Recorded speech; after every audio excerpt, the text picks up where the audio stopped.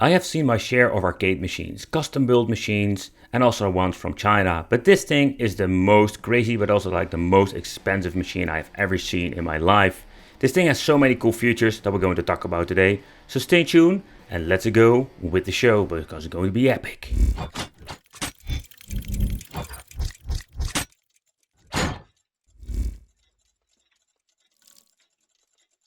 Hey, welcome back to the channel. It's awesome that you're tuning in. So in this video we are going to take a close look at Daniel Spies' custom machine. He also made, I think, a couple of other machines for other people, but this is his own personal one. Also we're going to do a quick overview of everything because this thing has like every modification or upgrade you can think of an arcade machine. This thing just has it. From like say an LCD marquee, a beautiful display inside, mini fridge, amazing audio and a very expensive gaming machine. Because on the inside we're going to need ourselves like a very expensive and very fast CPU and GPU combination to run all the games on a full 60 FPS. And beside all of the cool features, this thing comes with unique art that he specially made for this cabinet to make this thing unique. So we're going to start with the highlight of the arcade cabinet. Not the, let's say the RGB stuff that is on the no, we're going to talk about the fridge. Everybody's going to talk about the fridge. So how came you up with this idea? Why the fridge? I mean, that's just cool. No, I mean a fridge with beer inside.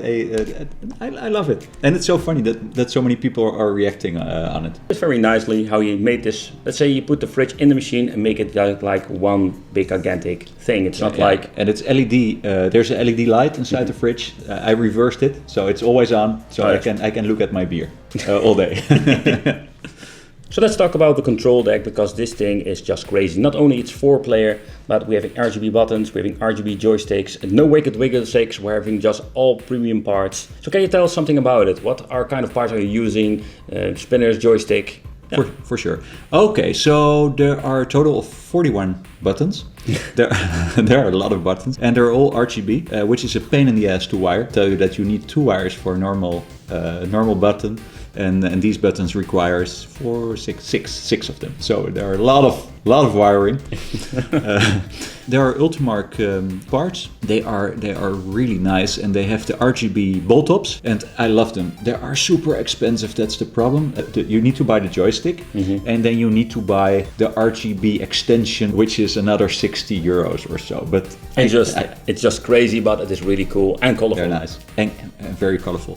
So there is a spinner with a heavy weight, so the control weight made by Ultimark. U-Track, I mainly use Ultimark parts, and there are some Daihatsu buttons because they make them in a 24mm just for the mouse buttons. Oh, okay, so there was no option for the other brand. Exactly. The menu buttons are also by Ultimark with the separate rings, only the rings lit up. No, so Daihatsu for the mouse buttons. But okay, so let's talk about the trackball, because a trackball is something you don't see with a Pandora's box. So what kind of trackball did you use? It's a wicked trackball with a lot of Christmas lights. Well, exactly that. It's also made by Ultimark. It's a wicked expensive trackball as well. And this is the Pearl version.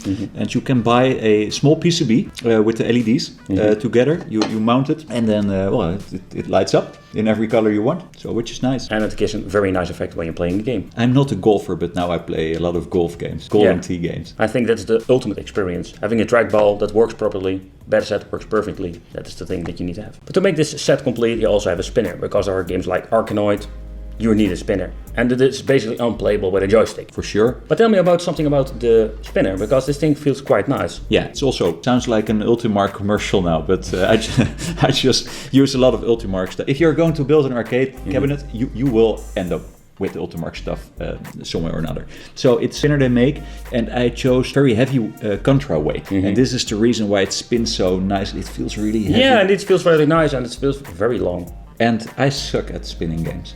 It's really difficult. But it's really cool to play. Yeah, it feels just nice. I'm thinking about changing the position of the spinner to the left, where the favorite button is now, so I can insert they sell this steering wheel, the racing wheel, and you take the spinner cap off and you put the racing wheel on top, and then you can use racing games with the spinner. Well, last but not least, let's talk about a flight stick. And that is something a lot of people, I think, not familiar or not doing, because, for example, with Pandora's box, we don't have this. Not at all. But the question is, why did you choose for it, and why this version? Well, for one, it's just cool. I think flight sticks are cool. Not everybody likes them on their control panels. I obviously do. And for games like the Raiden collection, what is the shmup. What is the exact way to pronounce it? I think it's shmup. Shmup. Yeah. Shmup. They are great for shmup games. Well, anyway, so I like them for that reason. And this one is also for sure an expensive one. This one is an analog one, which means that it has a magnet, pretty big joystick. So it has a part with a magnet at the bottom, and then it has sensors around it who are sensing. Sensing the position of the joystick. It's exactly precise, and you can do it 4-way, 8-way in software, and it's all completely automatic. So for 4-way games, I can also use it as a mouse for operating Windows. Very, very luxurious flight stick. Next up, we're having the Elgato. This was something I really like about your arcade machine. So with this Elgato, you can make shortcuts. You can basically do everything with the Elgato. But what did you program with it? Okay, so I have several screens, and the first screen I use for the main programs. So to start up Hyperspin and to start up Rocket Launcher. I also use the main screen to operate the house. So I can do the lights here and turn on the television and whatever you want. And I use it for the restrictor plates. For the joysticks, we can talk about it later, but there are 4 or 8-way joysticks with servo motors built in. Press it, then a servo motor will... Yep, it will zip out. So it's pretty cool. So you can even make the 4 8-way, and you can do this by pressing just on the button on the Elgato. Exactly. So I wrote some code for each feature, each function, and that works great. We're having just more like a favorite list on the go. So you need to search in the menu, just more like having all your favorite games on your Elgato, press and go. Exactly. Alright, so we're having 3 displays in this massive, expensive device. But the main display is a 32-inch Iliama, and it's not a 4K, but it's an Ultra HD. Ultra HD. And then we have the marquee monitor, which indeed is very expensive. And I searched the internet to find a package from China, but I couldn't find one. So it's a package from Germany, and it's expensive. Yeah, because of the stretch. It's just basically a stretch display. Yeah. And I think the third display is pretty awesome. That is the tiny version. And that's more like in deluxe because it's just possible. It's just a 5-inch, very cheap monitor, which is underneath the glass. And that's pretty cool. That gives more like the covers, like for the games and all the extra things that basically does with the marquee. Yeah, so if you choose a game, you can see the artwork there, or the logo, or the actual box of the game, which is nice. So you can see the Game Boy box or whatever. That is pretty cool indeed. Oh, so let's talk about the audio. So what did you do? You have 2 speakers at the top. So these are basically for the mid and high, but you were not really satisfied about the audio. So at the back you did an extra subwoofer. Well, actually, it's a little bit different.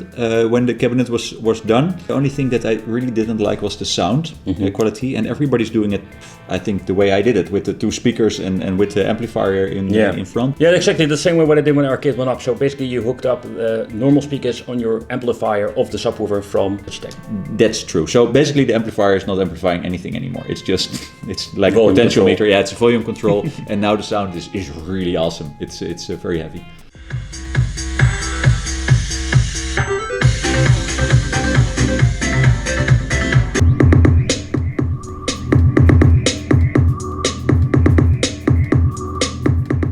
Okay, so inside this machine, you just need a monster gaming PC, simply because you have a lot of stuff going on and we're having some new next generation games. So we're having here an AMD Ryzen and we're having a GTX 1660 Super with 6 gigabytes of RAM, if I'm having it correctly. I think this is the specification, and if you're looking at what kind of games you can play, I think up for Mortal Kombat, the latest Mortal Kombat will not be a problem. AMD is a very powerful CPU.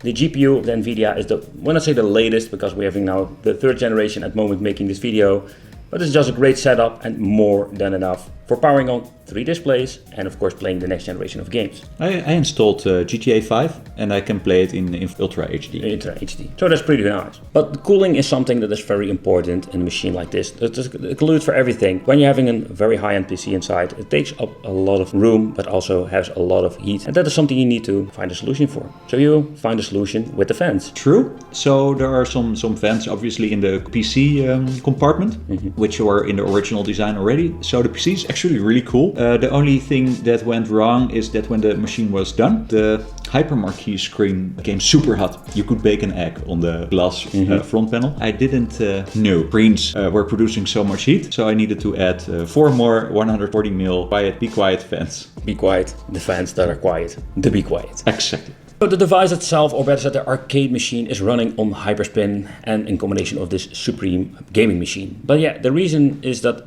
I know for a fact that Hyperspin has a lot of new options, especially with the 3 screens inside that are working configured. But the problem is the software and getting it to work. Yeah, it takes hundreds of hours to learn how to do that. So I got it working now, so I'm happy. But for sure, you can use Launchbox or other easier software. Yeah, I think, but if you're looking at the graphical part, I really loved Hyperspin itself. When you're looking at it, you see everything moving around. It's very chaotic. For example, Launchbox is way more easier to configure. But you can use the hypermarquee features and the 3 screen setup with Launchbox as well. It's cool, it's looking nice, but it can be a freaking nightmare. Yes. All right, Daniel, so we have created this awesome machine. The question is more like, if people want to build it themselves, what can you say to them? What is the best option and what can they do? Okay, so we can fill an entire episode of tips and tricks, but I can give you a few. You can make it as cheap or as expensive as you want. That's for sure. This one obviously is very expensive. You can buy a small car for the price of this cabinet, but we all know if you go for a good Pandora box, maybe customize it a little bit, for a little money, you have lots of fun. The same with the arcade one up. You can use a lot of money. So what you can do, if you want to make your own cabinet, you can build a complete set from the USA. Most of the time they're sold in the USA. Buy set, install buttons, buy game PC and configure the stuff. You can ask me to build one for you. A few weeks of your life watching YouTube movies, how to build arcade cabinets. So there's lots and lots on that subject. But yeah, thanks for having me here in your home, in your cave, showing the cabinet. It's pretty awesome to put it here on the channel. So yeah, guys, consider subscribing to the channels, and I will leave a link from Daniel's channel in the description and in the end thumbnail, of course, because he also made a video about it. But thank you for watching, consider subscribing, and see you in the next video.